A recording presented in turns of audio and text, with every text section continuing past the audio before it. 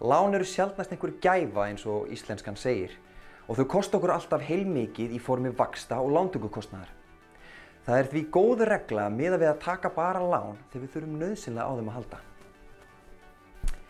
En hver er kostnaður lántöku? Já, númer 1 eru það vextirnir. Þegar við tökum lán þá bætast alltaf vextir við lánið. Og ef þið eru ekki búin að skoða myndbandið okkar vexti, þá er linkur hérna fyrir neðan. Því næst er það lántökukostnaðurinn og hann bætist alltaf við höfuðstól lánsins. Lántökukostnaðurinn, hann er ekkert alltaf sýnilegur og því er mjög mikilvægt að spyrjast fyrir hann.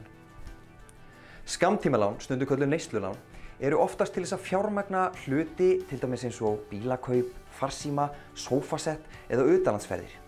Þessi lán er oftast tekin frá nokkrum dögum og lengst upp í 7 ár. Skammtímalán bera mjög háa vexti og því er mikilvægt að reyna kannski bara að forðast þau og safna frekar fyrir hlutunum eða spara og þá losnar maður við auka kostnaðinn af vöxtunum.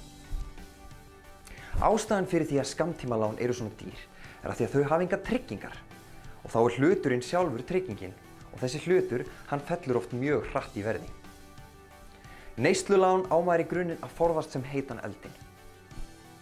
Langtímalán geta verið alltaf 40 ára löng og eru slík lán yfirleitt tryggð með fasteign eins og þegar maður tekur íbúðarkauparlán. Slík lán eru fyrir flesta dýrustu kaup ævinnar og skiptir þá miklu máli að skoða hvaða vaxtakjör eru í boði af þannig lánum, og einnig að sjá fyrir sér hvað lánum mun kosta mann allan lánstíman. Eins skiptir lánstíminn máli, við eigum að reyna að hafa hann eins stuttan og við getum og ekki bara hugsa mánaðarlega greiðslubyrði lánsins, heldur líka að lækka skuldirnar hægt og rólega. Og það ætti að vera lokamarkmið hjá öllum að eiga fasteignina skuldlausa. Þegar maður tekur lán, þá er gott að spyrja sjálfan sig, þarf ég nauðsynlega á þessu lán að halda? Já, og hvað þarf ég í raun og veru háa upphæð? Svo verður maður að sjá fyrir sér hvernig maður ætlar að borga af láninu og hvaða mun kosta mann þegar upp er staðið.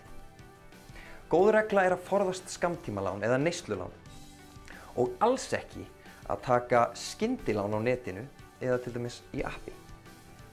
Miðum við að taka bara lán fyrir þeim hlutum sem auka virði sitt, til dæmis eins og fasteign, eða kannski fyrir námi.